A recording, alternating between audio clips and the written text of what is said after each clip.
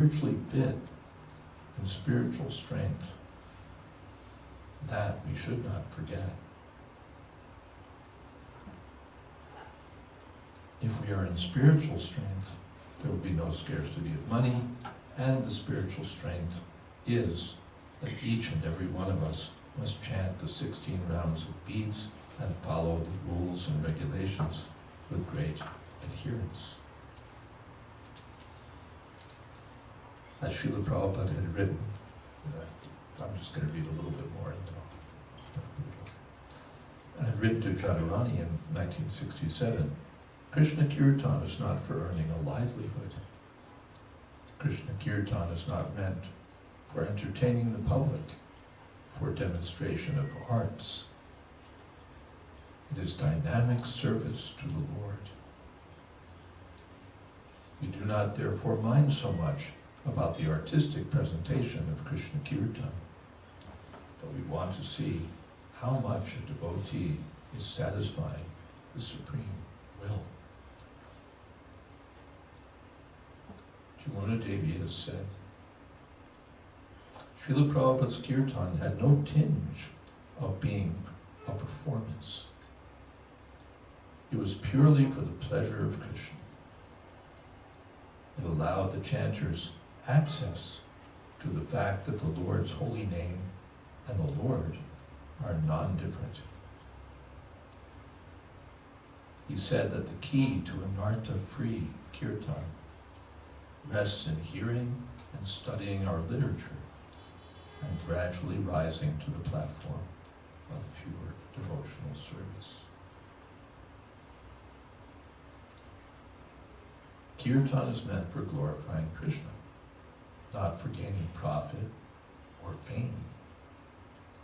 As Srila Prabhupada wrote to Mahatma Das, so if you have talent for musical achievement, that is nice.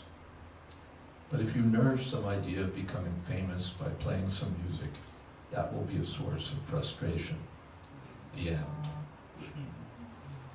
So it is better if you play your music for Krishna by having very ecstatic kirtans in your center in Vancouver. And in this way, as I have introduced it, all of the devotees, and also the general public as well, will be able to join together cooperatively in the glorification of the Supreme Personality of Godhead. Not that we shall glorify anyone else.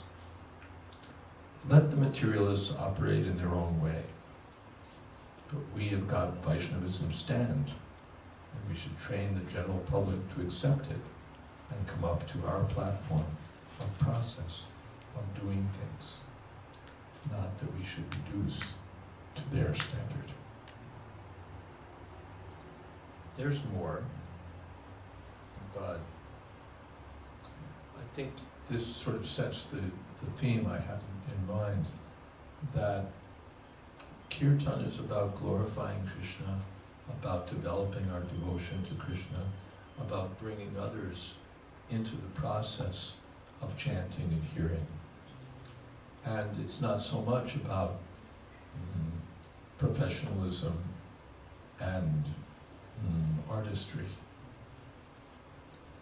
And sometimes I've observed it seems to go, again, more to the side of artistry, technique, instruments, fanciness, and less to the side of simplicity, devotion, and accessibility, chanting in such a way that everyone can join in. We were talking about earlier kirtan performed in such a way that you sort of have to be a kirtan specialist to join in, because there's such fancy things that are going on that if you're not with it, you're on the outside watching.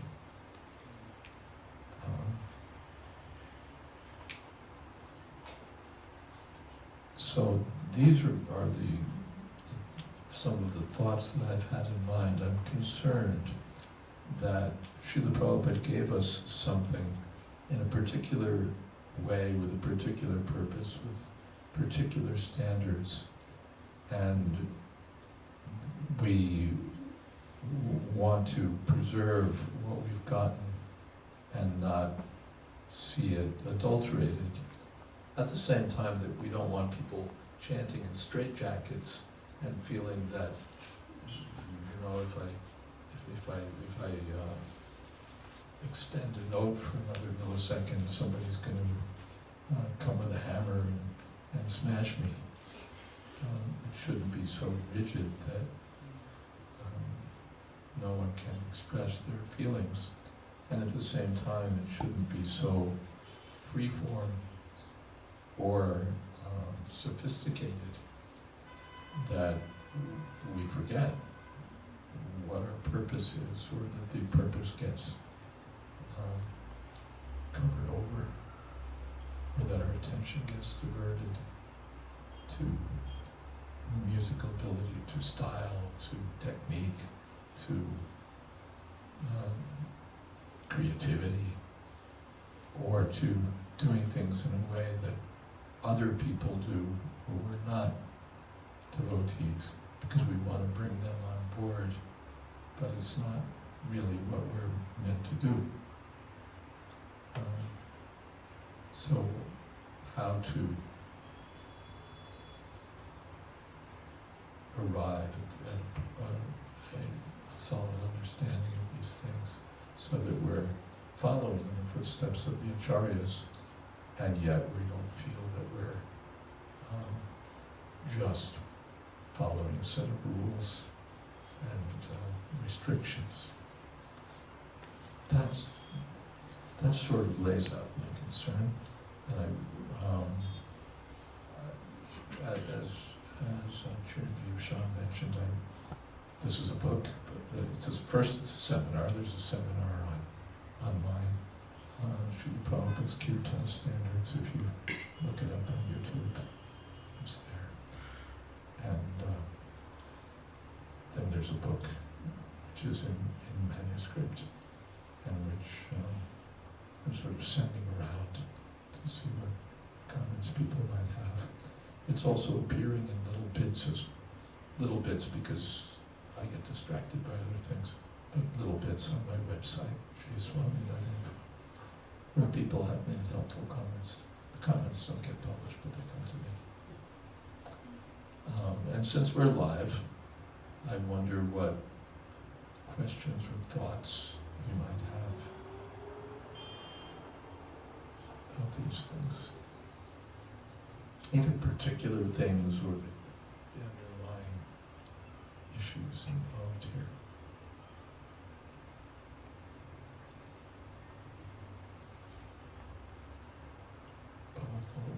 Yes. Thank you for your clarification. I guess the question that I have is born of experience of trying to introduce kirtan into spaces like yoga studios and so on. And I find sometimes in the process of doing so,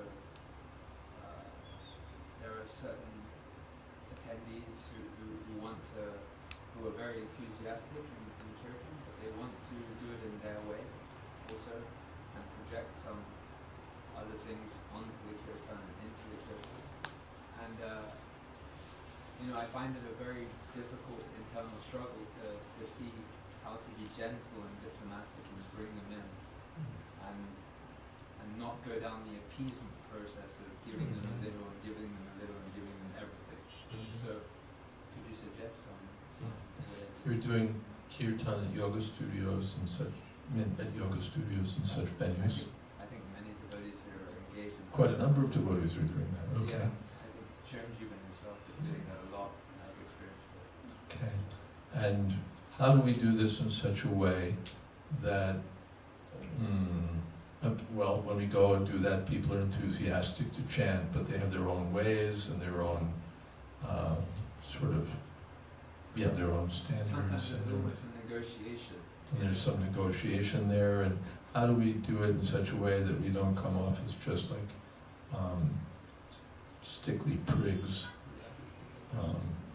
just stuck and at the same time we don't go down a path of appeasement where we give away, where we just water everything down or adulterate everything down to please the expectations of an audience. Well, first of all, I should say that you're the ones who are on the front lines. I could speak much with great realization and authority on this, perhaps, if I were doing what you're doing, which I'm not. So I'm conscious that I don't want to be sort of the person who stands by the sidelines and says, you're doing it wrong, do it this way, do it that way, because you're the ones on the ground. In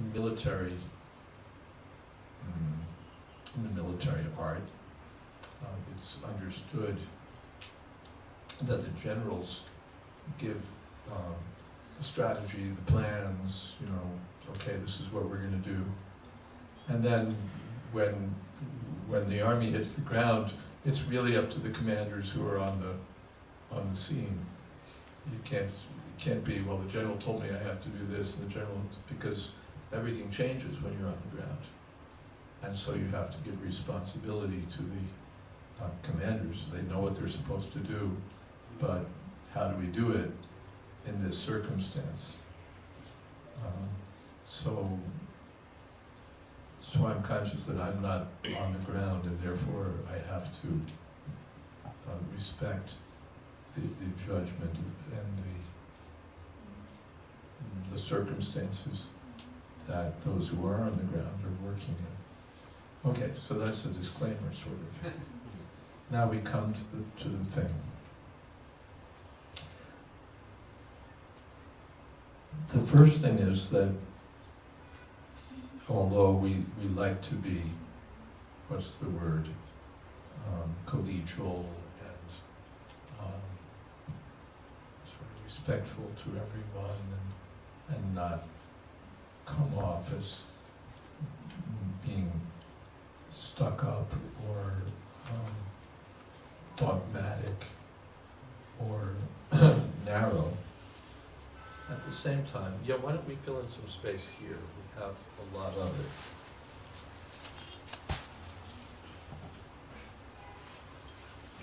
You get closer to Radha Krishna. Hare Krishna.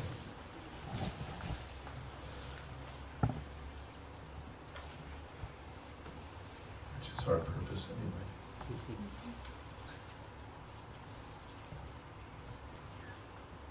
That said,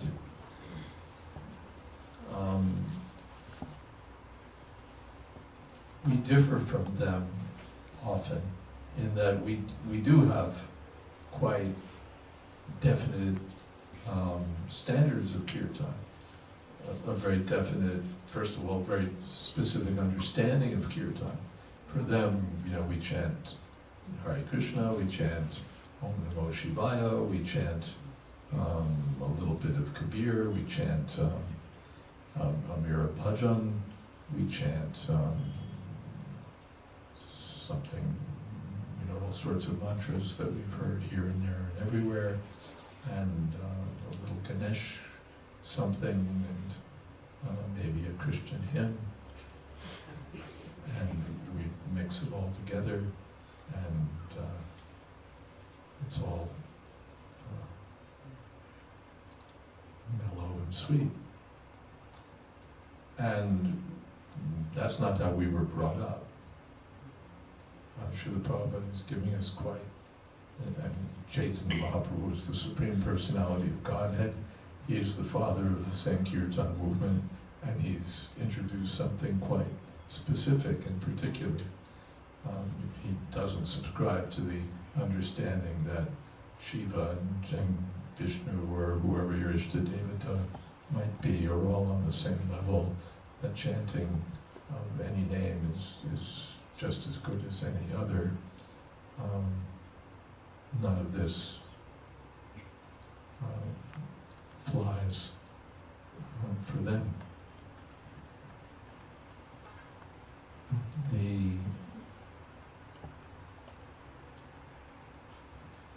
So that's sort of about the content of the kirtan.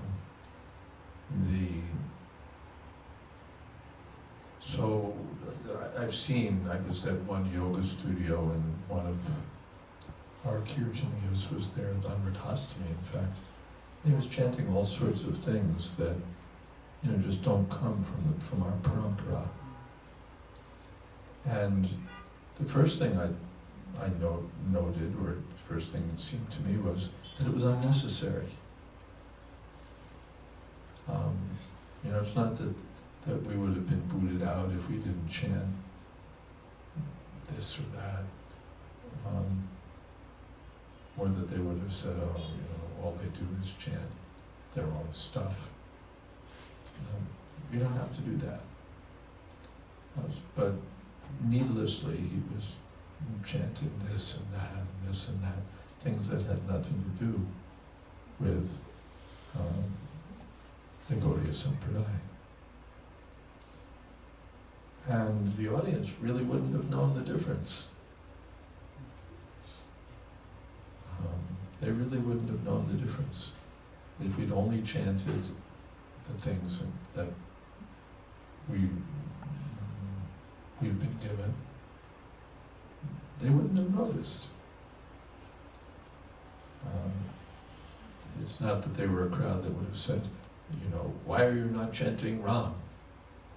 Or why are you not chanting any Mira bhajans? They wouldn't have known the difference. If we chanted something from, Bob Dylan, they probably would have thought it was cool.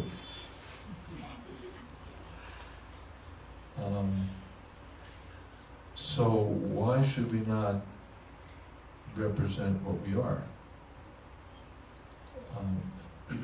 This is sort of an inter-religious dialogue, which is sort of an intellectual and cultural exchange of a different nature. It's sort of the rule that you represent your tradition and I represent mine.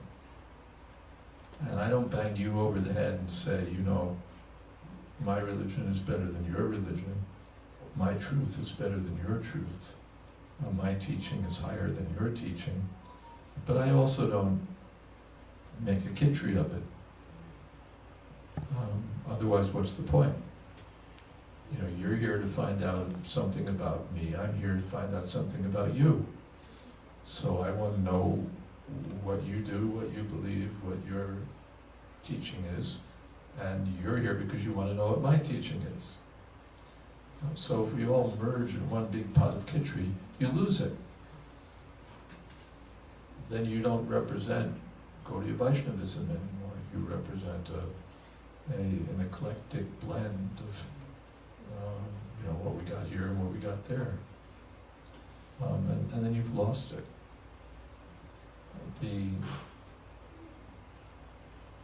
Jesus, to quote an authority from another tradition, Jesus one time told his disciples, "You're the salt of the earth." And I'm just paraphrasing here, but basically, if the salt loses its taste, what's the use of it?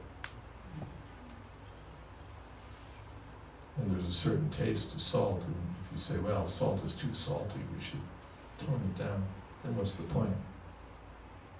Another time he said, don't hide your candle under a basket. And again, what's the point of having a candle if you're going to hide it? So we have something to present. And if we present it as it is, it will have potency, it will have authenticity, it will be the real thing. I'll tell you that this is not a Jesus story, but I was in an airport, JFK, Kennedy Airport in New York, and many, many years ago, so long ago that there were still traveler's checks, if you've heard of traveler's checks. And anyone here heard of traveler's checks? You're all too young. You have, okay. So I was buying some traveler's checks. This must have been 30 years ago or something. And the girl is, filling out the papers and So she says, here you go, hon. You know, I really like your people. You're not like the other groups. I really like you. You're really what you pretend to be.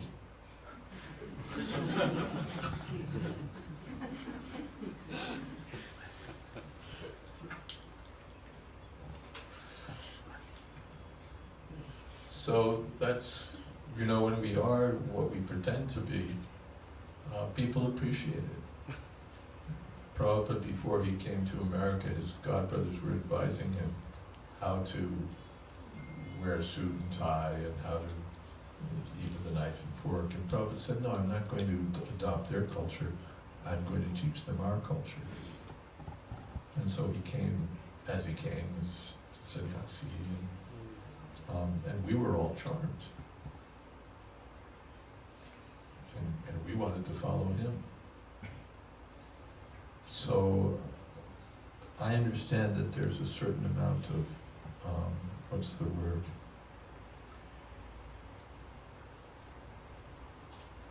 Bending and what's another word? Tact and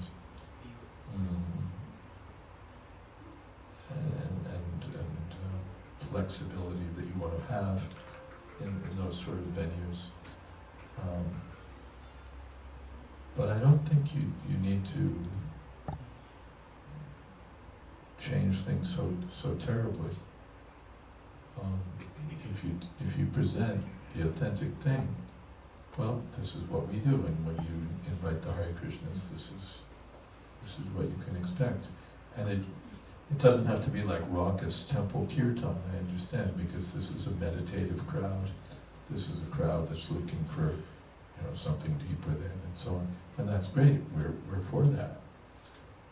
So it doesn't have to be, and it shouldn't be anyway, clanging and banging and all of that. Prabhupada said kirtan should be sweet and melodious. So, and certainly in a venue like that, you want it to be sweet and melodious. But at the same time, authentic and true to our tradition and our teachings. So those are the thoughts, and how you apply that to particular cases. And also, you want to be careful that, all right, this is what you're doing for them, but do you want to bring it home with you?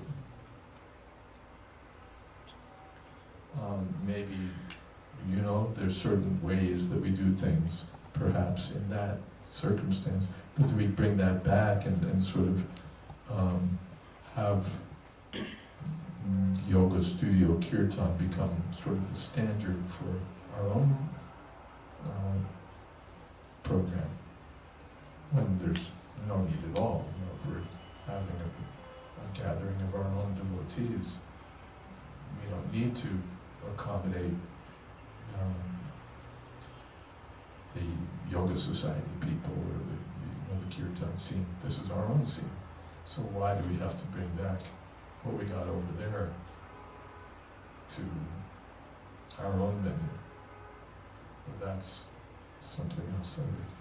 Even though, we may appreciate it and we see how it works and so on, but if it ain't us, why should we be doing it? Okay? Yes. Hare Krishna. One question is, every time we do a kirtan, You have to be real loud. every time we do a kirtan, Maharaj, we get carried away by the mridanga, by the beats, by the tune. So how do we still focus on the Mulini? How do we still... When we do kirtan, we get carried away by the beats, by the mridanga, by the tune. How do we stay focused? Well, by not getting carried away by the beats.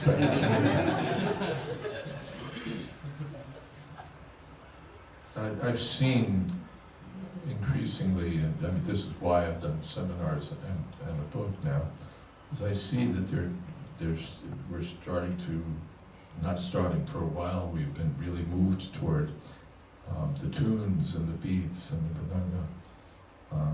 And that's not what it's about. It's really not what it's about. It's about the holy name of Krishna. And if we start to give more attention to the tunes and the beats and the music, then we lose the essence. Now, Prabhupada, let me find this quote because it's interesting.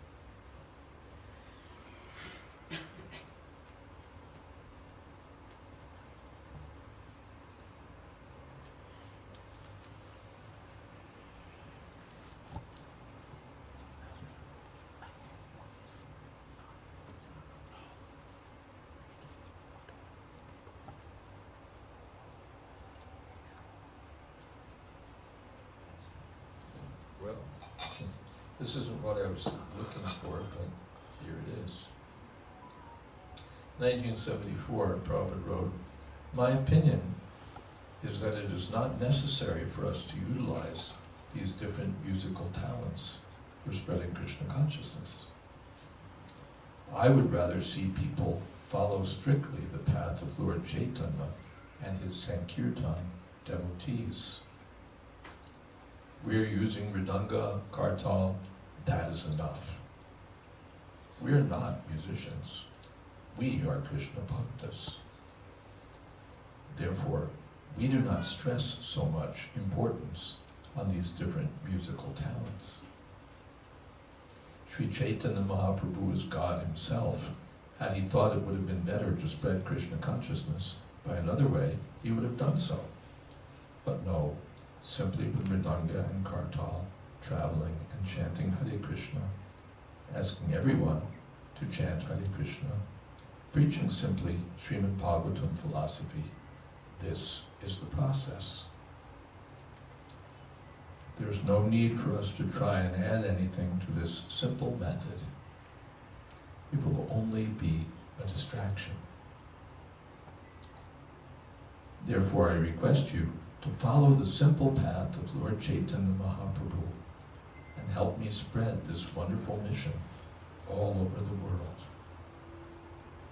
Keep yourself pure and fixed up in Krishna consciousness by following the basic principles I have given, chanting 16 rounds daily, following the 4 regulative principles, rising early, attending Mangalarti classes, etc. This is of the utmost importance.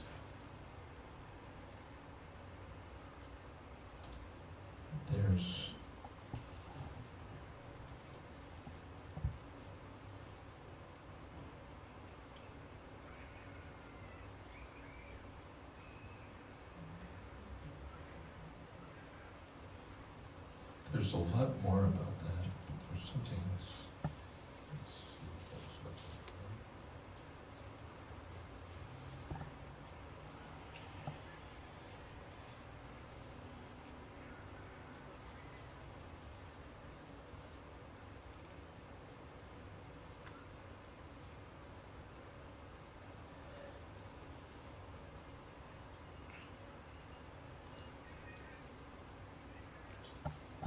Oh, there's so much about this.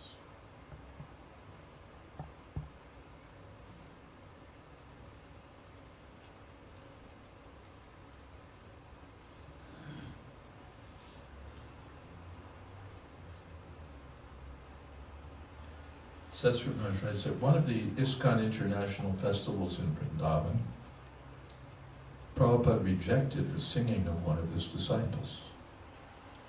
The devotee had previously been a singer in a band, and his kirtans were very much appreciated by some devotees, especially those from his home temple. But when, with showy professionalism, he began to began leading the Guru Puja in Prabhupada's presence, making the tune sound like a rock and roll ballad, Prabhupada didn't like it.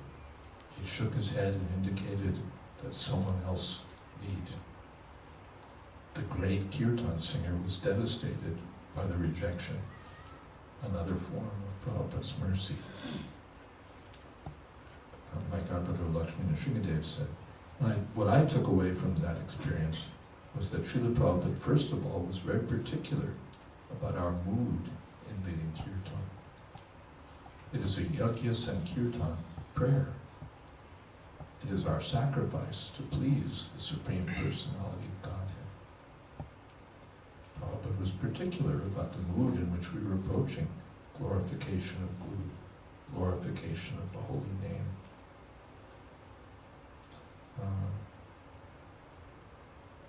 I could see that Prabhupada did not like any trace of pride or any kind of orchestration or seeing it as a musical performance. He wanted it as an act of devotion. And Prabhupada himself said, in India the system is that people go to see the Jagannath deity.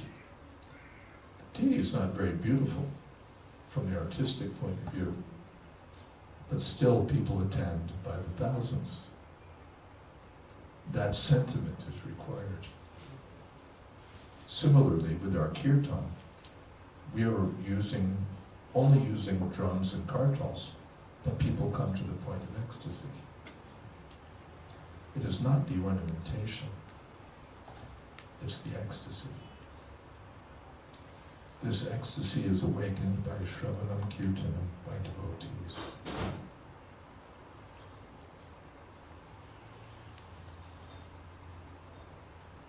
Is that the answer?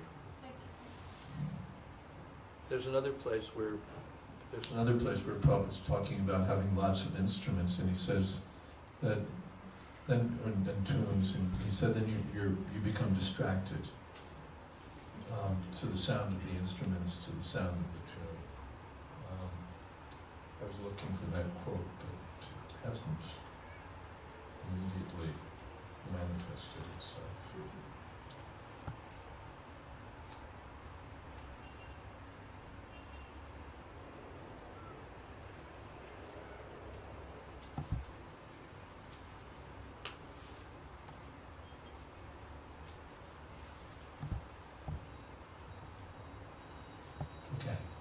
Yes. One quick question. I just want to understand. So we're told to chant the holy names of the Lord. Why do we differentiate, or why should we differentiate between holy name, a mantra, and then you also kind of defined it as mantra within the sampradaya. So there could be mantras in other sampradayas. What do these mean? Why would they be different? Are they different in potency for us as well? Just wanted to understand that part. We talk about the holy name, then we talk about mantras, and then we talk about mantras in different sampradayas. Or name of the Lord, like or names of the Lord. Radhe Govinda, Radha Raman, they sing like this. So these might be different sampradayas, just names of the Lord. Nitai Gaur Radhe Shyam. How does that work? Nitai Gaur Radhe Shyam, Hare Krishna, Hare Ram. Shri Krishna Chaitanya, Prabhu Nityananda, Hare Krishna, Hare Ram, Shri Radhe Govinda. These are all names of the Lord, and Srila Prabhupada never ceased, what's the word, protesting these concocted mantras.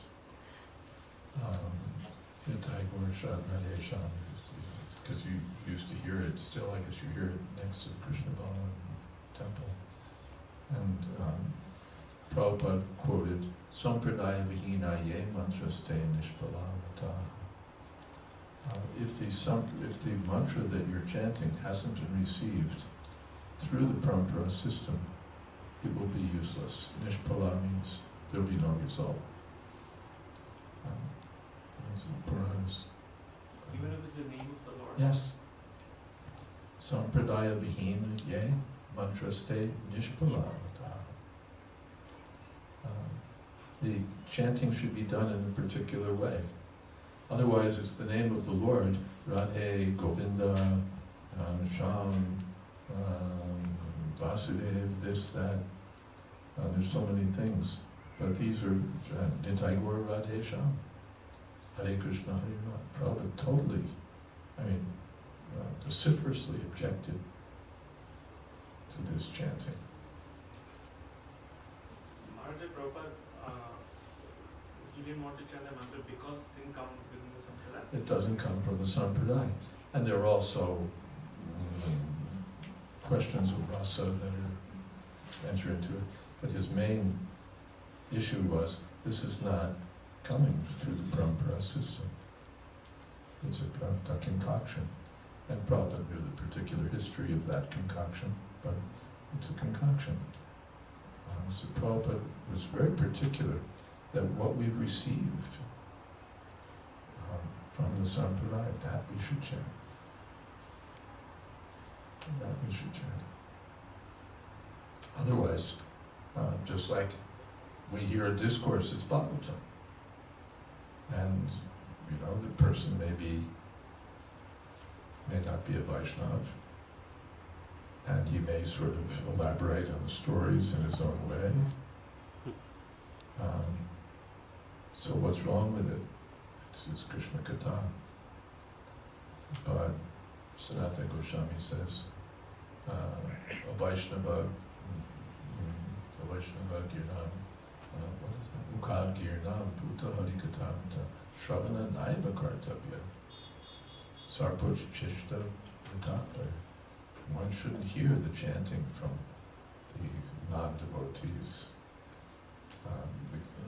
Harikatamrita, the nectar of Harikatha, should not be heard from the non-devotees, just as milk touched by the lips of a serpent should not be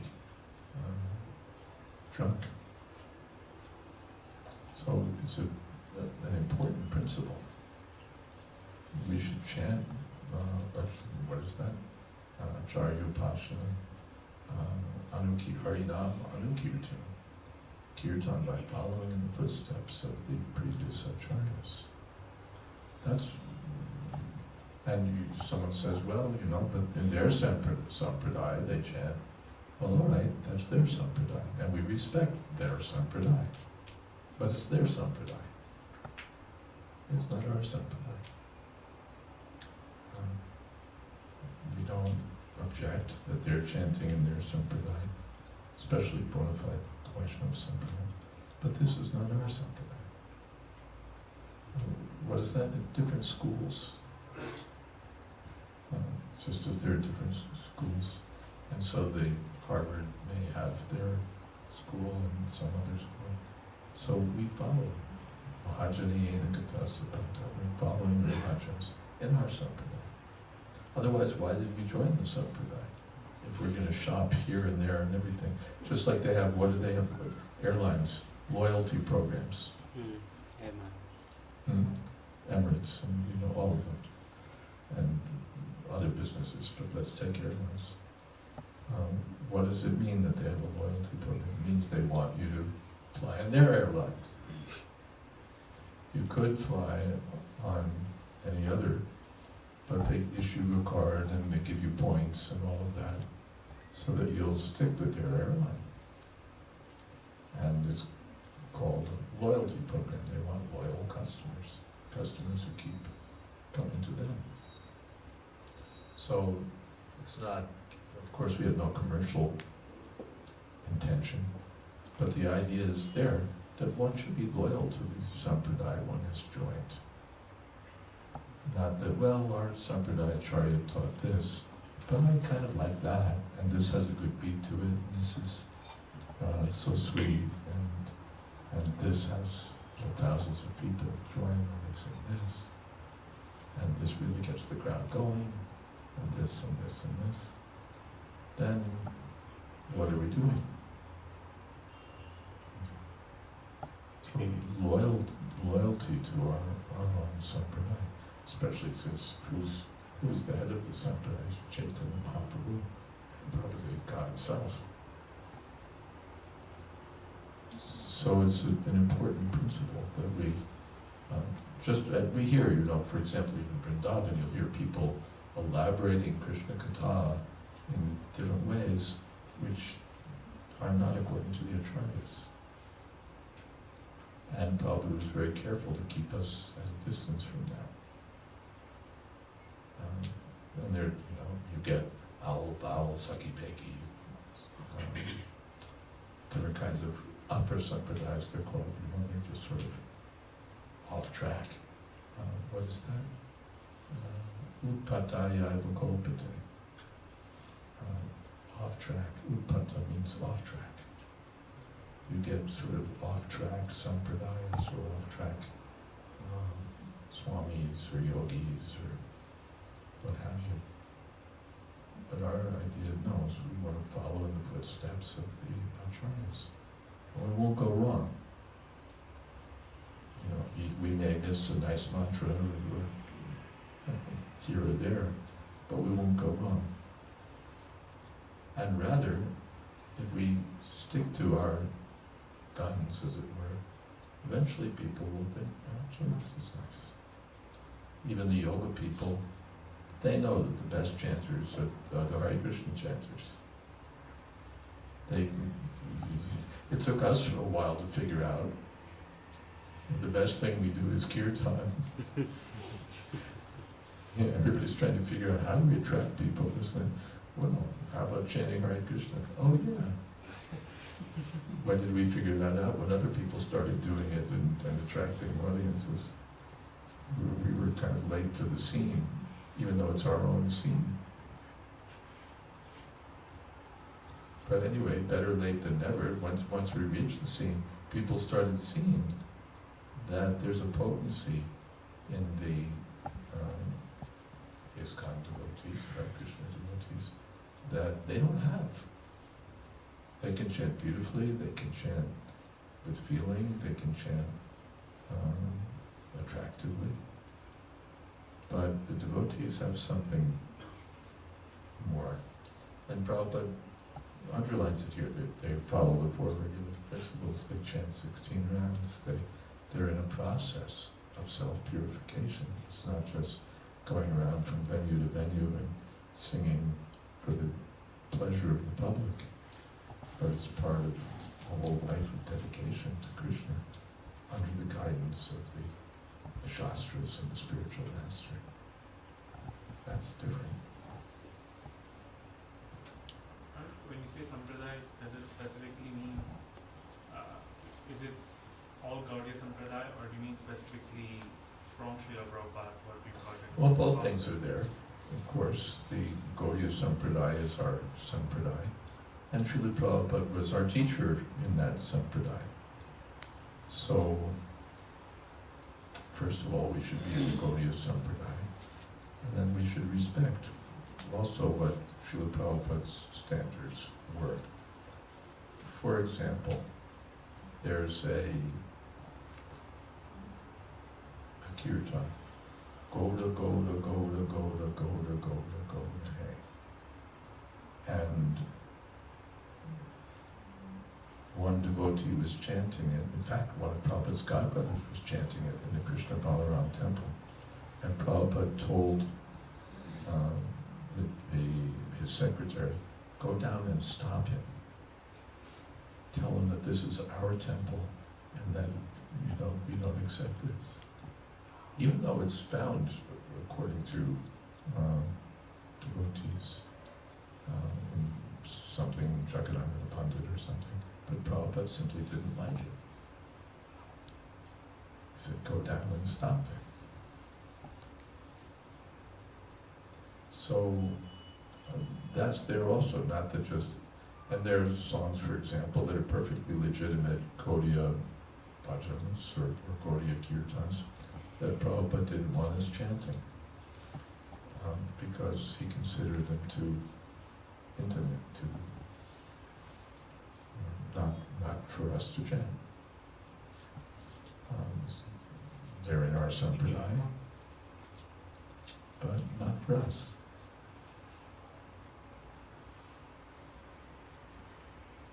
Maharaj, you're mentioning being absorbed in kirtan or being absorbed in japa. But what does it actually mean to be absorbed? Because I speak to many devotees and they say that, oh, when I was chanting, I was focusing on this form, I was focusing on a deity, I was focusing on a leela. But isn't chanting the holy name as simple as focusing on every single syllable of the holy name? Yeah, the devotees have said when I'm chanting, then whether it's japa or kirtan, focusing on the form of the Lord, focusing on the leela of the Lord, focusing on deities. But isn't it essentially, should we be focusing on the sound of the holy name? And yes.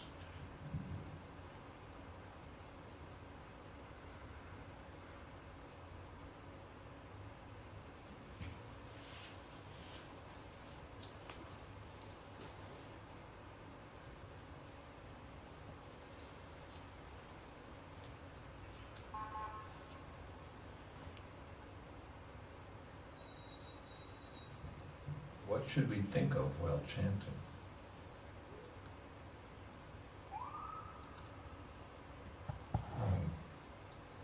Yeah, devotee asked, 1968, what do you think about when you're chanting? Prabhupada, chanting, you simply hear. When you say Hare Krishna, you try to hear the very sound, Hare Krishna. That's all. Nothing more.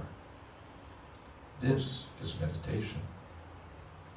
Your tongue and your ears should be engaged in sounding this transcendental vibration.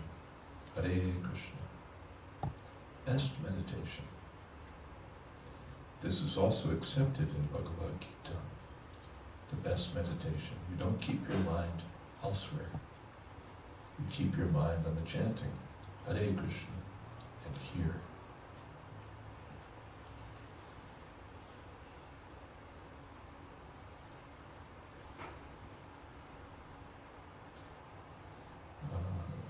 I hear your chanting, you hear my chanting, this is the process, so there's no possibility of thinking anything else.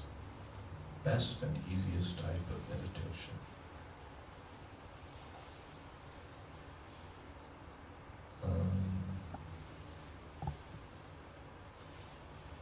Prabhupada wrote to another devotee, when we chant, we must concentrate our mind on the sound vibration, and in that way, everything will be revealed, one after another. The form, qualities, pastimes, etc. of the Lord. And this is the way of cultivating spiritual realization. So just concentrate on the sound, everything else will follow. Prabhupada wrote to another devotee, concentrate fully on the sound vibration of the mantra, pronouncing each name distinctly. Of course, he was talking about japa, but that's the kirtan also.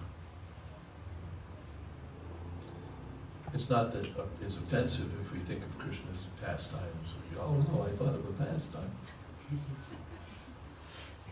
Prabhupada wrote, while chanting Hare Krishna, you should always feel the presence of Krishna in person. And as soon as you remember Krishna in person, you can also remember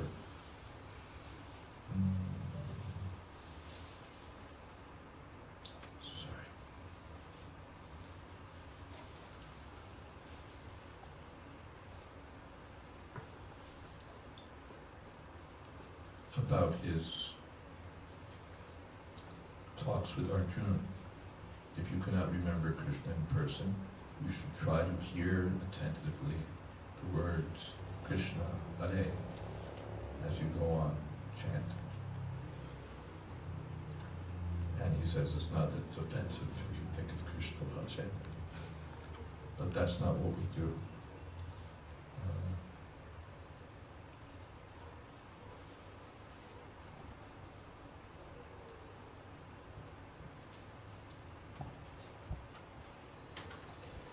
Regarding Jadharani's question, hearing the vibration of Hare Krishna automatically reminds one of Krishna's pastimes.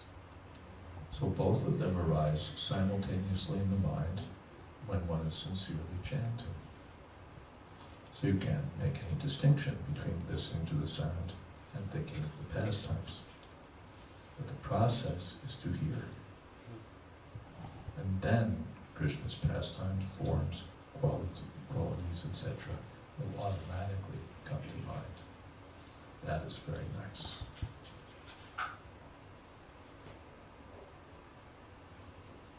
Now, the Bhaktisiddhanta Saraswati Thakur wrote, when all anarthas are removed while chanting the holy name, then the form, qualities, and pastimes of the Lord automatically manifest. There's no need to endeavor artificially to remember the name, the Lord's form, qualities, and pastimes.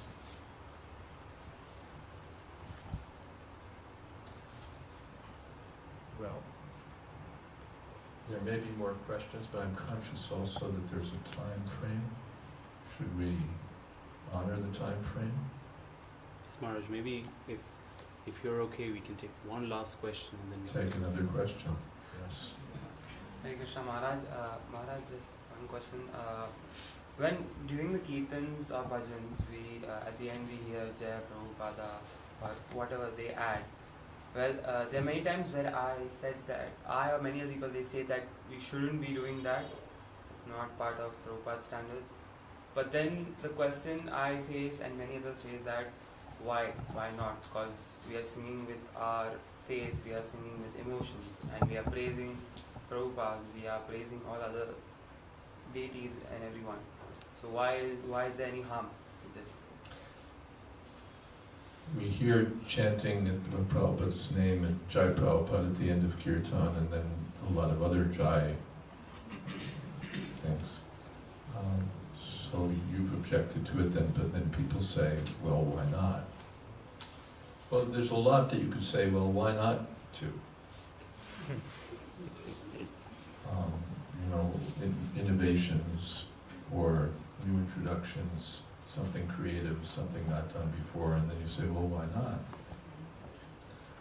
So the answer, why not, the general answer is because we're following in the footsteps of our predecessors, and our predecessors don't do these things. Otherwise, well, we add a little of this, well, why not? It's like sweet rice. You add a little bit of camphor. Well, okay, why not? Then you add a little black pepper. That's good. Well, why not? And someone says, well, a little cinnamon. Well, okay, why not? How about some blueberries? Well, why not? What about strawberries? Well, we've gone this far. Why not? Pretty soon, no one knows what kheer is anymore.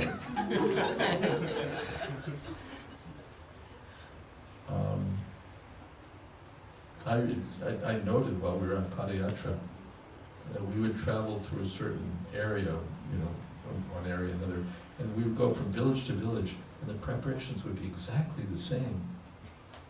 And the same chutney made the same way, the same sabji made the same way, until you gradually, sort of went on to the next area of India, and then gradually would change over to the next one. Then again, every village it would be the same. But this is what we do. We preserve what we've received. If we don't add anything new, no one will say, oh, you didn't add anything new. No harm.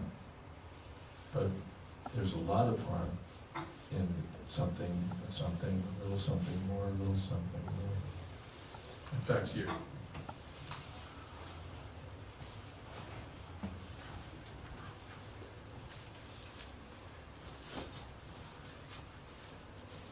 Simply perform our kirtan. If we divert our attention to innovations, what I was talking about, the whole thing will gradually deteriorate. Gradually the Krishna consciousness idea will evaporate. Another change, every day another change. Stop all this. Simply have kirtan. Don't manufacture ideas. Prabhupada Quoted a Bengali poet who wrote a humorous song, walk on your hands,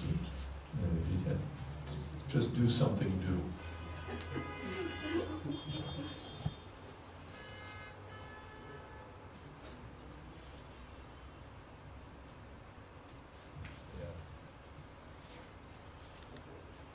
Why didn't you ask me first before making this change?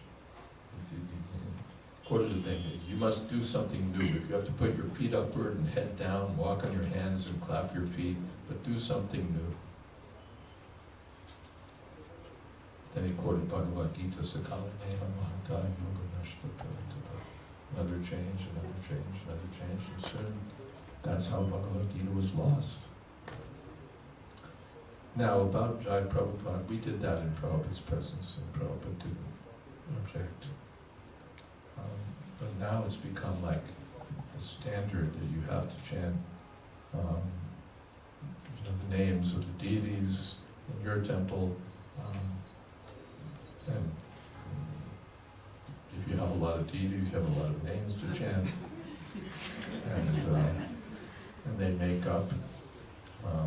mantras to go for the deities, and sometimes we hear you sort of moving, Radha Sham Sundar Radhe, Radhe this, and Gopal that, and because we have, and then you hear some really ridiculous things like, it gets to be like a formula. It's not like ecstasy or spontaneity. It's people think that you must, in fact, you must chant the names of all the deities, otherwise it's an aparad, it's impersonal, you don't have any love.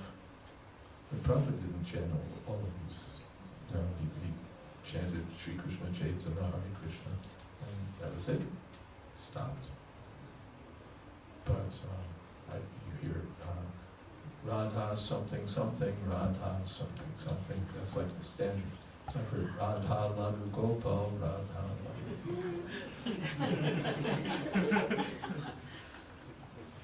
In Bahrain, they have the temple where the deity is called Radha Krishna temple. Radha Krishna, Radha Krishna. Because it's a formula. Da da da da da da da da. And it's become like, in fact,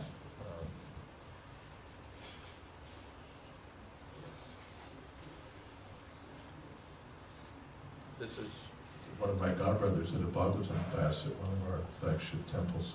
Because we're personalists and we're not impersonalists, we chant the names of the deities.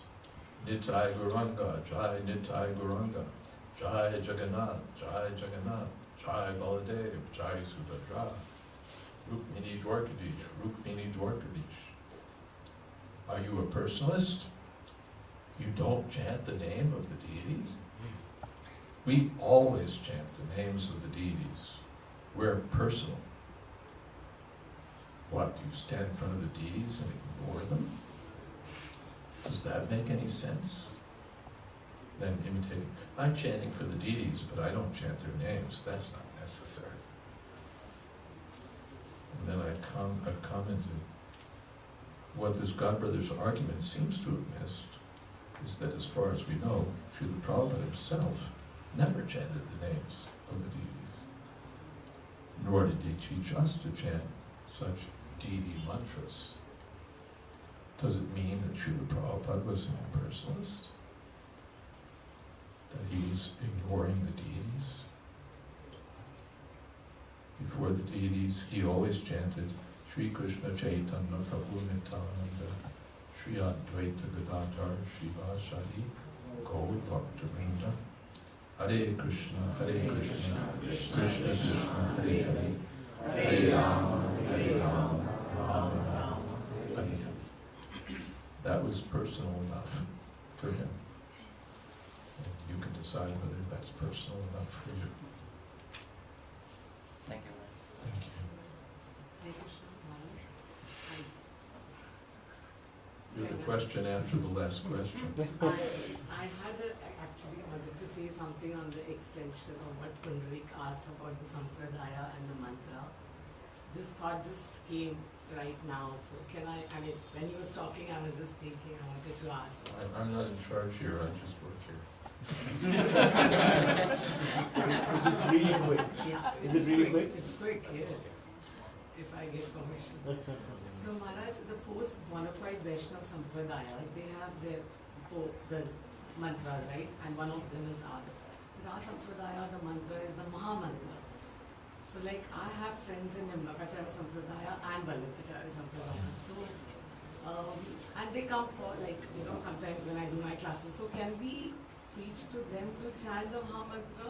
And Can we have other Sampradayas and they have their mantras. And of course we can encourage them to chant Hare Krishna. In the Upanishads, this mantra is there. Talisantara Upanishad, Hare Krishna, Hare Krishna. And Chaitanya Mahaprabhu chanted it. So this is what we do, and you're welcome.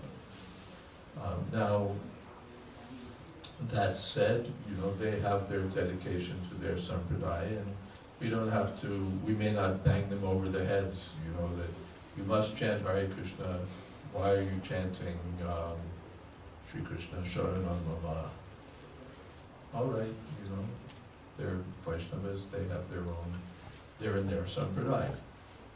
So in their sampradaya, they chant. But we wouldn't expect that, you know, I'll come to the, to Mayapur next time, and they're in front of the Radha Madhava and Ashtashakis. One of our sannyasis will be leading a kirtan. Shri Krishna Sharanam Mama, Shri Krishna Sharanam. What? You know, that's, and we would feel weird if we went to a Pushti Marg temple and they weren't chanting Shri Krishna Sharanam Mama. That's what they do. So we're happy, you know, these are like different, Prabhupada said different flowers on, you know, different colors on a garland. So we have different sampradayas, they have their different mantras, and the Vaishnava sampradayas, all right. But our business is to chant Hare Krishna, Hare Krishna, Krishna Krishna, Hare Hare, Hare Rama, Hare Rama, Rama Rama, Hare Hare. All right, done. Thank you all very much. Srila Prabhupada ki jai, Samaveta Bhakta Vrinda ki jai, Gaur Premanande. Jayadvaita Swami Maharaj ki Jai. Prabhupada jai. Should we have another 20 minutes of kirtan until 9 o'clock? And would you like to lead kirtan? I only have to think about, I have a class at 3 in the morning. Then we will take. Of course, it's quarter to 9 now. Yeah, so it's 15-20 minutes. Maybe it But doesn't have. no, you know, the thing about my kirtan, my voice is weak, and my really kirtan, you chant so nicely.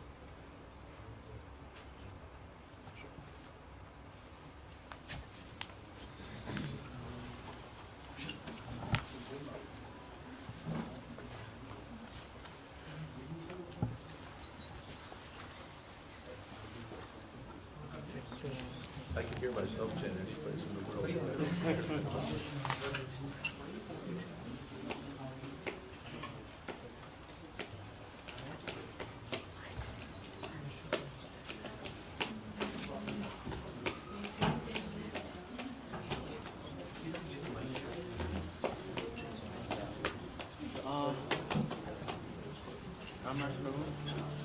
There's a Prabhupada coin in the back. Can you get that?